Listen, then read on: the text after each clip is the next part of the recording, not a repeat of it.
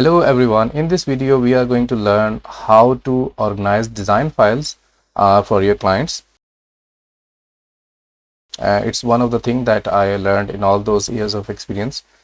So if you have a file and client asks for changes, or you propose something to the client and the client rejected it, do not delete those files. I repeat again, Do not delete those files until the project is finally approved, because you never know when the client may like to revisit those files. So if you have, for example, this file, and let's call it proposal ninja 1, let's give it a small description, and you want to do some changes, for example, and let's copy it, copy and paste, Control C and Control V, and let's rename it, for example, tweaks. Let's say we want to add colors to it. Let's copy and paste it again. You can do that from the software itself, from save as, and let's call it coloring and ninja 3.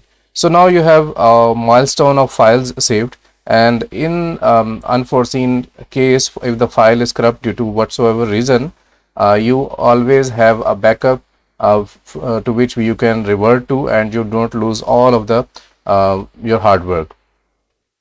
So as a bonus tip, I also automated all of this system, not the filing, but the folder management system. Let's delete those files.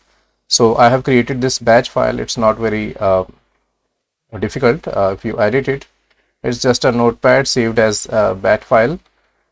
So we have these type of folders that I personally like to make. For example, MD stands for make directory command. So client files, asset file, all the assets that are not directly related to the working files, and there is a big backup folder inside the working files folder. Then we have this output folder in which all the output is going to be stored, and then I copied the brief document from this folder in C. So if I click on anywhere on the folder, right click, and we have this entry that I added it into the registry.